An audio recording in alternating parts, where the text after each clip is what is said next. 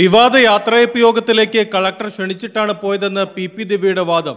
എന്നാൽ വകുപ്പ് തല അന്വേഷണത്തിൽ കളക്ടർ ഈ വാദം തള്ളുന്ന മൊഴിയാണ് നൽകിയത്.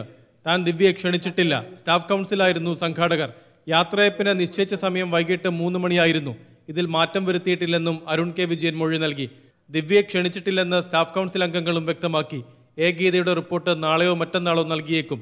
എതിരായാൽ കളക്ടർക്കെതിരെ നടപടി വന്നേക്കും. ഇന്ന് മുഖ്യമന്ത്രിക്കൊപ്പം പങ്കെടുക്കേണ്ട പരിപാടിയിൽ നിന്ന് കളക്ടർ വിട്ടുനിൽക്കും. പ്രതിഷേധ സാധ്യത കൂടി കണക്കിലെടുത്താണ് തീരുമാനം. ഇന്നലെ മൊഴിയെടുപ്പിന് ശേഷം രാത്രി പിണറായിയിൽ മുഖ്യമന്ത്രിയുടെ വീട്ടിലെത്തി കളക്ടർ 15 മിനിറ്റോളം കൂടിക്കാഴ്ച നടത്തി. അതേസമയം ADM കൈക്കൂലി വാങ്ങിയെന്ന് തനിക്ക് പരാതിയില്ലെന്ന് കുറ്റ്യാട്ടൂരിലെ റിട്ടയർ അധ്യാപകൻ കെ ഗംഗാധരൻ ഏഷ്യാനെറ്റ് ന്യൂസിനോട് പറഞ്ഞു.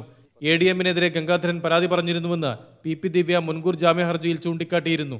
സ്ഥലത്ത് മണ്ണിട്ട് നികത്തുന്നതിന് വില്ലേജ് ഓഫീസർ നൽകിയ സ്റ്റോപ്പ് മെമ്മോ റദ്ദാക്കണമെന്നായിരുന്നു ആവശ്യമെന്നും ADMനെതിരെ മാത്രമല്ല ഒരു സംഘം ഉദ്യോഗസ്ഥർക്കെതിരെയാണ് തന്റെ പരാതിയെന്നും അദ്ദേഹം പറയുന്നു.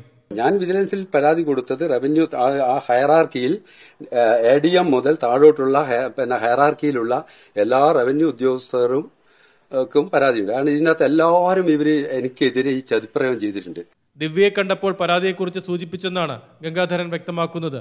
ഇങ്ങനെ പറഞ്ഞുകേട്ട ഒന്നാണ് ADMനെതിരായ ആരോപണത്തിന് ബലം നൽകാൻ കോടതിയിൽ പി ദിവ്യ പരാമർശിക്കുന്നത് എന്നതും ശ്രദ്ധേയം. ഏഷ്യാനെറ്റ് ന്യൂസ്, കണ്ണൂർ.